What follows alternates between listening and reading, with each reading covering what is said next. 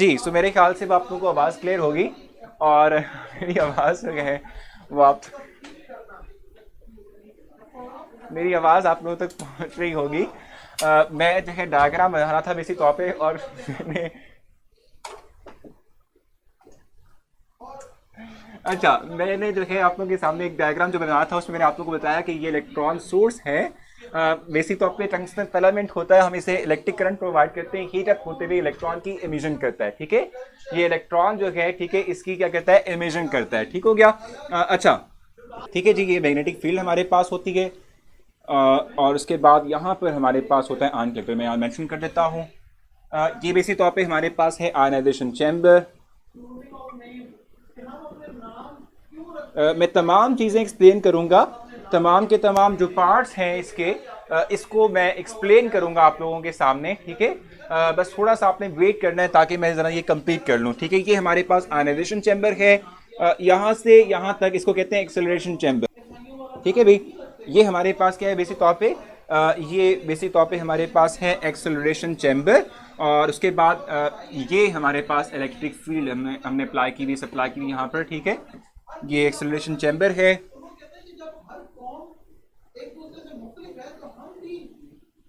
Electric field apply की हुई हमने। ये बेसिक तौर पे हमारे पास है मैग्नेटिक फील्ड।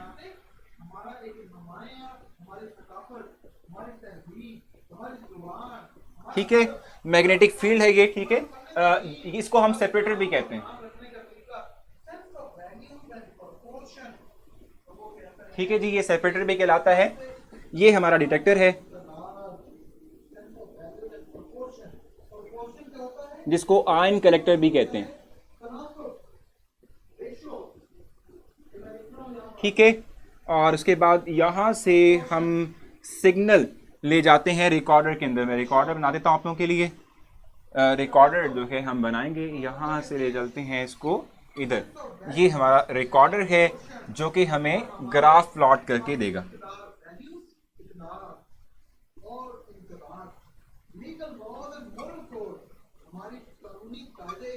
मैस नंबर होगा यहाँ पर हमारे पास होगी रिलेटिव अबंडेंस। ठीक है, अब इसको एक्सप्लेन करते हैं। मैंने डायग्राम आप लोगों के लिए बना दी है। ठीक है, उम्मीद है कि आप लोगों को ये अच्छी लगेगी। ठीक है, डायग्राम बहुत स्मूथ है, नीट एंड क्लीन है।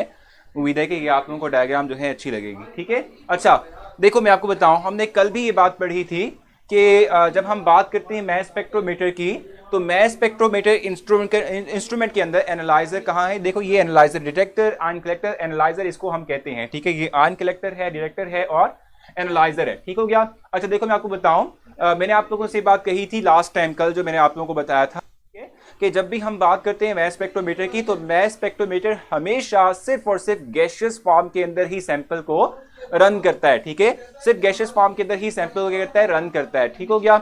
अच्छा अब मैं आपको बता दूं कि हमने कहा था कल दो हमने कही थी। एक हमने कही थी कि भाई एक हमने कहा था कि भाई जो हमारे पास मैस स्पेक्ट्रोमीटर है वो डेम्स्टर होता है, एक हम कहते हैं कि एस्ट्रॉन होता है। एक डेम्स्टर है और एक हमारे पास क्या होता है, एस्ट्रॉन होता है। डेम्स्टर जो था हमने कहा था कि ये बेसिक तौर पे एक वो टाइप ऑफ मैस स्पेक्ट्रोमीटर है कि जो सॉलिड के लिए इस्तेमाल होता है। डेम्स्टर मैस स्पेक्ट्रोमीटर सॉलिड के लिए इस्तेमाल होता है और एस्ट्रॉन मैस स्पेक्ट्रोमीटर लिक्विड या गैशियस टाइप ऑफ सैंपल्स के लिए इस्तेमाल होता है। जो डेम्स्टर है, ये जो मैंने इस पर बनाया हुआ है, ये विस्फोट पे एस्ट्रॉन मैस स्पेक्ट्रोमीटर है। ठीक है, डेम्स्टर के अंदर क्या होता है कि इससे पहले यानी आयनाइजेशन चैम्बर से पहले यहाँ पर वेपोराइजेशन चैम्बर होता है। ठीक है, हम कहते हैं कि जो है डेम्स्टर मैस स्पेक्ट्रोमीटर में चूंकि हम सॉलिड का इस्तेमाल करते हैं, तो सॉलिड सैंपल को रन करने के लिए हम यहाँ पर वेपोराइजेशन चैम्बर भी रखते हैं ताकि हम सॉलिड सब्सटेंस को एवेपोरेट कर सकें टेम्परेचर प्रोवाइड करते हुए या एनर्जी सप्लाई करते हुए हीट की फॉर्म के अंदर। ठीक हो गया। सो सैंपल हमारा जो है वो गैशियस फॉर्म के अंदर इनसाइड द जो हमारा इंस्ट्रूमेंट है उसमें जाएगा।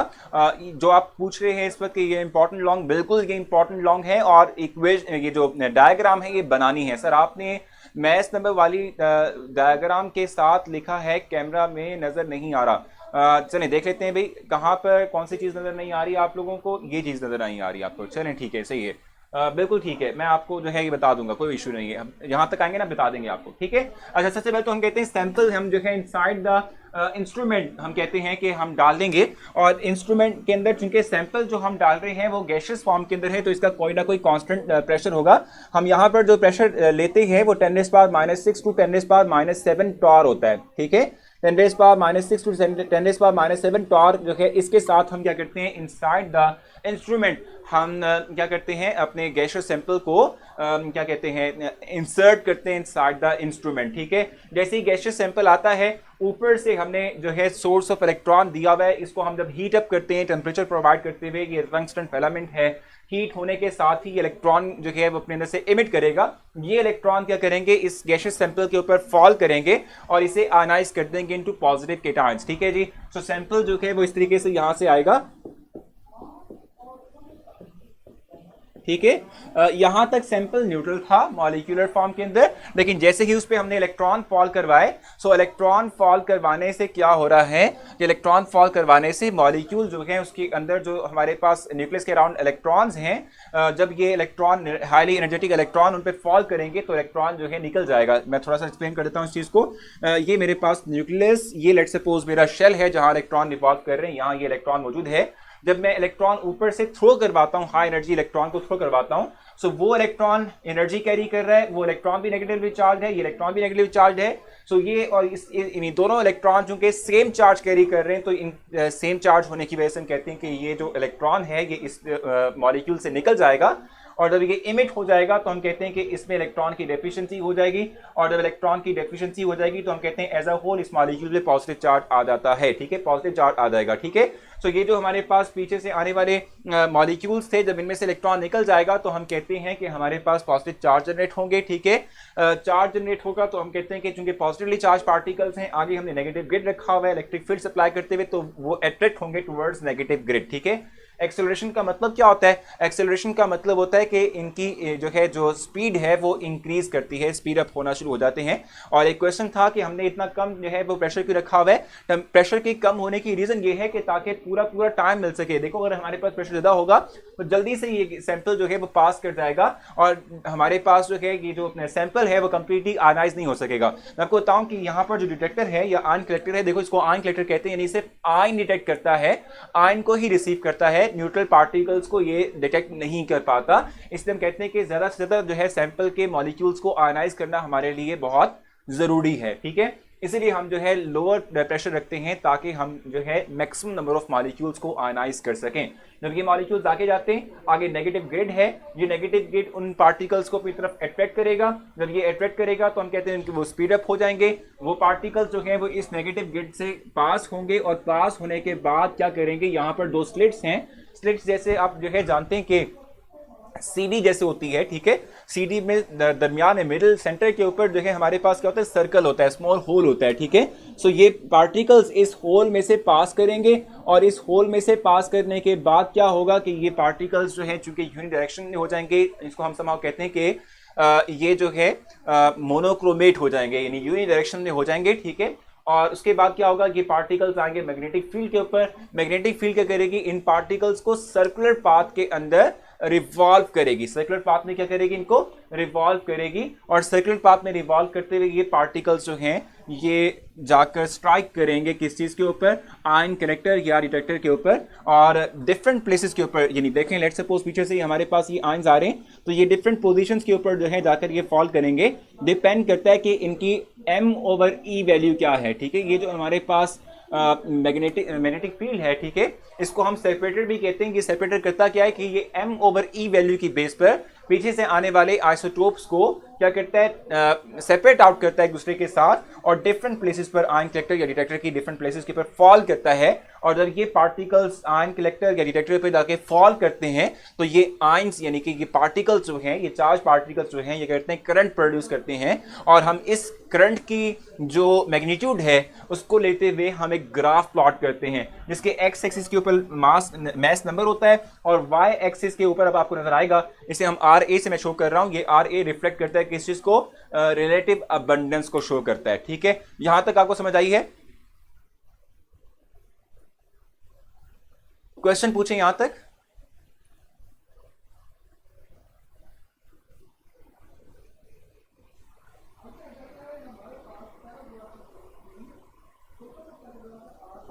क्वेश्चन क्या था भाई? क्वेश्चन आपका किस वाले से था? शेप के वाले से था। पॉजिटिव आयन एक्सेलरेट कैसे होंगे? पॉजिटिव आयन के लिए आगे हमने पॉजिटिव सॉरी नेगेटिव ग्रिड रखा हुआ है, नेगेटिव पॉजिटिव दूसरे को अट्रैक्ट करते हैं तो ये एक्सेलरेट करेंगे। एम ओवर वी वैल्यू क्या है? देखो ये मैस टू चार्ज रेशो है। हम कहते हैं चार्ज सब पे सेम होगा, लेकिन चूंकि आइसोटोप के अंदर मैस डिफरेंट होता है, इसलिए हम कहते हैं कि फिर हमारे पास क्या होता है कि M over E value change हो जाती है इनकी। एग्जैक्टली सब्जेक्टिव टेस्ट भी होगा आप लोगों का।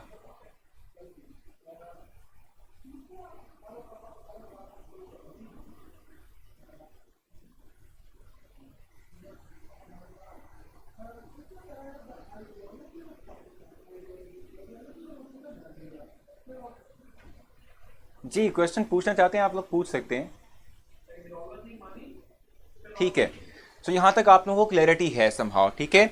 देखो मैंने आप लोगों से कहा कि सैंपल पास करेगा किससे भी आयनाइजेशन चैम्बर से, तो आयनाइज हो जाएगा। ये आयंस जो हैं चूंकि पॉजिटिवली चार्ज होंगे तो आगे मौजूद है नेगेटिव ग्रिड, ये अट्रैक्ट होंगे इसकी तरफ, इनकी जो है वो वेलोसिटी यानी स्पीड बढ़ जाएगी। इसके बाद हम इनको एक सिंगल जो है हम कहते हैं डायरेक्शन इनको प्रोवाइड करेंगे स्लिट के पास करने से। आगे मैग्नेटिक फील्ड है, मैग्नेटिक फील्ड उनको एम ओवर ई की बेस पे सेपरेट आउट करते हुए आयन फैक्टर पे क्या कर देगा? फॉल कर देगा, ठीक है।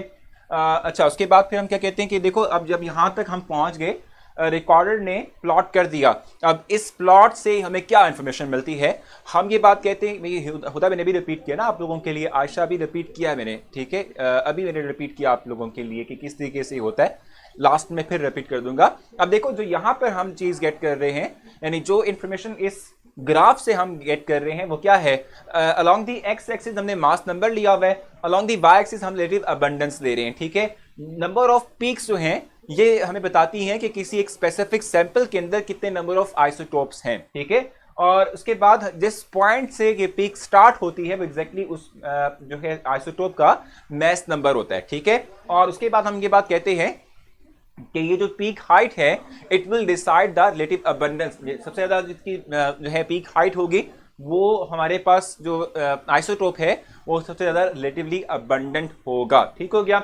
सो ये बेसिक तौर पे हमारे पास कंप्लीट एक मेथड है कि जिसके थ्रू हम क्या करते हैं, किसी सैंपल में नंबर ऑफ आइसोटोप को डिटेक्ट करते हैं और हर एक आइसोटोप की एग्जैक्ट मैस को कैलकुलेट करते हैं by using this instrument which is called as mass spectrometer, ठीक है। अच्छा एक चीज मैं आपको बता दूं, देखो जब भी कोई इंस्ट्रूमेंट इस्तेमाल करते हो सो उस इंस्ट्रूमेंट के थ्रू जो रिजल्ट आते हैं आप उस पर ऐसे ही बिलीव नहीं कर लेते, ठीक है। आप ये करते हो कि आप उसको जो है उस जो रिजल्ट है उसको वेरीफाई करने के लिए आप एक नॉन सैंपल लेते हो और उसके तहत उसी जो है इंस्ट्रूमेंट से उसकी वैल्यू को फाइंड आउट करते हो। सो कार्बन 12 हमें ऑलरेडी पता है कि उसके 3 आइसोटोप कार्बन के हैं। हम करते क्या है कि कार्बन को भी हम इस इंस्ट्रूमेंट से गुजारते हैं, ठीक है। हम कहते हैं इस इंस्ट्रूमेंट से कार्बन को भी पास करेंगे, उसकी भी वैल्यूज को निकालेंगे।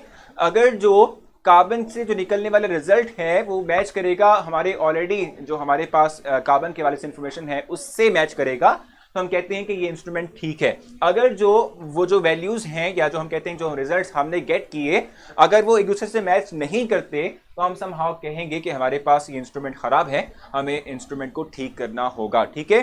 लास्ट वाला पॉइंट मैंने आपसे कहा था कि जब ये आयंस जो हैं ये इस आयन कलेक्टर या डिटेक्टर के ऊपर फॉल करते हैं तो यहां से करंट प्रोड्यूस होता है। इस करंट की जो वैल्यू है यानी इस करंट की जो स्ट्रेंथ है इसके तहत रिकॉर्डर जो है क्या करता है, प्लॉट करता है ग्राफ। और पीक का मतलब क्या होता है? ये लाइंस, ठीक है। हम कहते हैं ये जो पीक है इसका मतलब क्या होता है? लाइंस है। लाइंस मतलब क्या होता है कि देखो ये बेसिक तौर पे हम कहते हैं कि एक ग्राफ के अंदर शो करती हैं कि कोई स्पेसिफिक आइसोटोप उसका मैस क्या है, कितने नंबर ऑफ आइसोटोप्स होते हैं। और दूसरा जो है हम कहते हैं कि जो पीक हाइट है ये डिसाइड करती है कि हमारे पास जो है कोई स्पेसिफिक जो आइसोटोप है वो कितना अबंडेंट है नेचर में।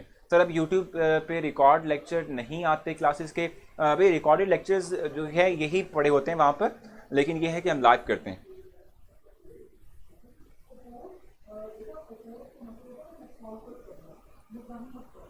सर बिस्मा कह रही हैं कि कैसे राइट करना है पेपर के अंदर? पेपर में कैसे राइट करना है? आपने सबसे पहले तो इस इंस्ट्रूमेंट को डिफाइन करना है, क्यों इस्तेमाल करते हैं। इंस्ट्रूमेंट को डिफाइन करने के बाद इसकी डिफरेंट टाइप्स आ जाएंगी, एस्टॉन और उसके बाद डेम्पसर, उसको एक्सप्लेन करेंगे। वो एक्सप्लेन कर दिया फिर उसके बाद आप क्या करेंगे, एक डायग्राम भी बना लेंगे।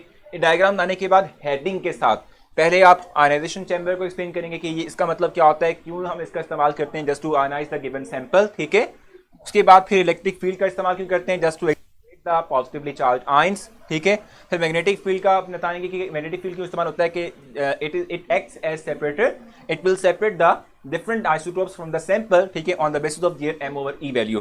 फिर हमारे पास आयन कलेक्टर या डिटेक्टर आ जाएगा, इट विल डिटेक्ट क्या कहते हैं एंड रिकॉर्ड द आइसोटोप, यानी हम समाव कहते हैं करंट, ठीक है, जो करंट ये प्रोड्यूस करेंगे और ये करंट फिर ये करेगा रिकॉर्डर में जाएगा और जो हमारे पास फाइनल जो शेप है रिजल्ट की फॉर्म के अंदर वो आ जाएगी। नहीं उजैर, अब मैं नहीं रहता क्वेटा के अंदर, लेकिन मैं रहा हुआ हूँ वहाँ पर। सर लेक्चर फ्लो भी बता दिया सर, पॉजिटिव चार्ज का की जगह नेगेटिव ग्रिड लगा दें, फिर वैसे ही काम होगा। देखो इलेक्ट्रॉन फ्लो करवा रहे हो, इलेक्ट्रॉन फॉल करवा रहे हो हाईली एनर्जेटिक, तो उस पर पॉजिटिव चार्ज ही आएगा, नेगेटिव चार्ज नहीं हो सकता ना। कार्बन इसलिए यूज करते हैं क्योंकि हमें उसका ऑलरेडी पता है, मास ओवर चार्ज रेशो, बेसिक तौर पे मास टू चार्ज रेशो ये आइसोटोप की है। चार्ज तो आप यहां से डेवलप करवा रहे हो ना, इलेक्ट्रॉन एनर्जेटिक इलेक्ट्रॉन को फॉल करवा के उन्हें आयनाइज कर रहे हो, सो चार्ज तो उन पे आ गया, मैस तो वेरी करते हैं ना हर एक आइसोटोप का, तो m/e वैल्यू डिफरेंट हो जाएगी, इसलिए हम m/e वैल्यू लेते हैं। ये चाय है आयशा। नेगेटिव अबंडेंस का मतलब होता है कि एक स्पेसिफिक जो हमारे पास आइसोटोप है उसकी existence, percentage existence as compare to the other isotope. जल्दी स्टार्ट कर लेंगे वो भी।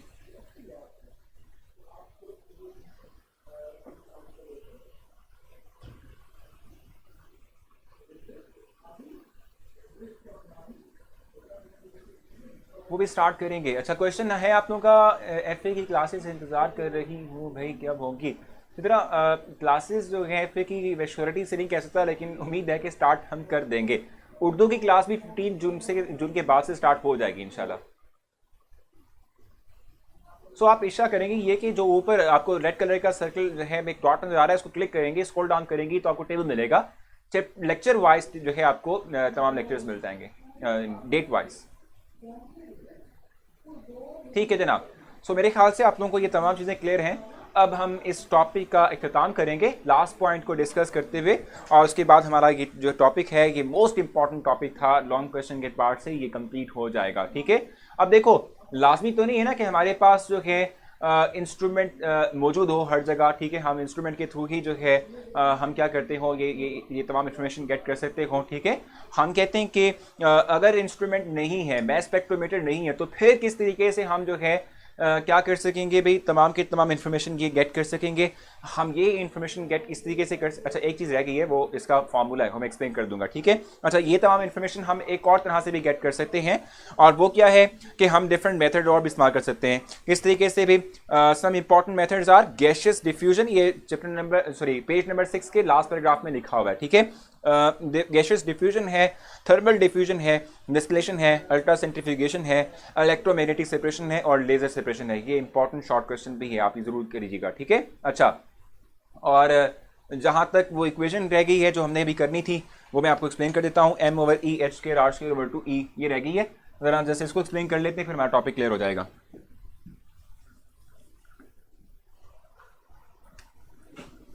m/e is equal to r²/2e, ठीक है। ये हमने एक्सप्लेन करना है, ठीक है। ये आप ध्यान में रखिएगा। मैथ से कि देखो आयशा, मैथ तो हमने फाइंड करना होता है ना इसका, यानी हर एक आइसोटोप का मैथ तो हम इंस्ट्रूमेंट से फाइंड करते हैं, ठीक है। हम ये बात कहते हैं कि m चूंकि डिफरेंट है डिफरेंट आइसोटोप्स के लिए, तो m/e वैल्यू डिफरेंट होगी। सर इन सब में कॉमन कौन सा है?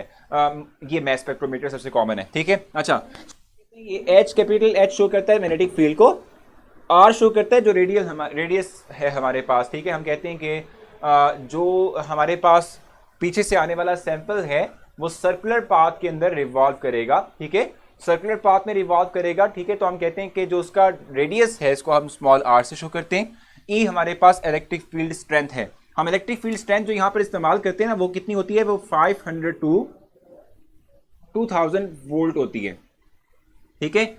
और इस अगर हम इसकी बात करते हैं, एक चीज़ आपने नोट डाउन करनी है, इसके हाल से मैं बात कर रहा हूँ, यहाँ मेंशन भी उसने किया हुआ है कि अगर हम जो है मैग्नेटिक फील्ड को कांस्टेंट कर दें, मैग्नेटिक फील्ड देखो मैं आपको बताऊं कि जब हम ये कंप्लीट इंस्ट्रूमेंट रन करते हुए फाइनल ग्राफ प्लॉट करते हैं, सो बाज़ औक़ात ऐसा होता है कि ये जो पीक्स बन रही हैं इनके दरमियान डिस्टेंस बहुत कम होता है, ठीक है। इतना कम डिस्टेंस होता है कि हम आइडेंटिफाई नहीं कर पा रहे होते हैं कि हमारे पास आइसोटोप 1 है, 2 है या 3 है, ठीक है। हम ये आइडेंटिफाई नहीं कर पा रहे होते हैं। सो इन पीक्स के दरमियान डिस्टेंस को बढ़ाने के लिए हम यहाँ पर मैग्नेटिक या इलेक्ट्रिक फील्ड की स्ट्रेंथ को वेरी करते हैं ताकि हमारे पास पीक्स जो है में डिफरेंस यानी डिस्टेंस क्रिएट हो जाए, ठीक है। तो हम क्या कर सकते हैं, हम मैग्नेटिक फील्ड कांस्टेंट करते हुए इलेक्ट्रिक फील्ड को वेरी करते हुए हम डिस्टेंस बढ़ा या कम कर सकते हैं। इस तरीके से हम इलेक्ट्रिक फील्ड को कांस्टेंट करके हम कहते हैं कि मैग्नेटिक फील्ड जो है उसको बढ़ाया कम करके हम जो है समहाउ वही काम कर सकते हैं, यानी कि जो पीक्स हैं इनके दरमियान डिस्टेंस जो है वो क्रिएट कर सकते हैं, ठीक हो गया। सो ये हमारे पास है। एक चीज़ मैं आपको बता दूंगा कि यहाँ पर ई जो है इलेक्ट्रिक फील्ड ये डायरेक्टली प्रोपोर्शनल होती है रेडियस के। अगर आप इलेक्ट्रिक फील्ड बढ़ाते हो सो जो रेडियस है सर्कुलर पाथ का वो इंक्रीज करता है, और अगर आप जो है मैग्नेटिक फील्ड की बात करते हो तो मैग्नेटिक फील्ड इन्वर्सली प्रोपोर्शनल है रेडियस के साथ, कि अगर आप मैग्नेटिक फील्ड बढ़ाओगे सो रेडियस कम होगा, और अगर मैग्नेटिक फील्ड कम करोगे तो रेडियस जो है बढ़ जाएगा। लाइन बेसिक तौर पे मैथ्स को शो करता है, सैंपल के मैथ्स को यानी आइसोटोप के मैथ्स को शो करता है, ठीक है जनाब। सो मेरे ख्याल से उम्मीद है कि आप तमाम लोगों को ये तमाम पॉइंट्स क्लियर हो चुके होंगे। कल हम जो है इससे आगे चलेंगे और मैं आप लोगों को एवरेज एटॉमिक मैथ्स जो है वो समझाऊंगा। आपने अपना बहुत सारा ख्याल रखना है, दुआओं में आप याद रखेंगे, और कल मिलते हैं इंशाल्लाह। लेक्चर को रेट कीजिएगा, लेक्चर के बाद से फीडबैक ज़रूर दीजिएगा। अल्लाह हाफिज़।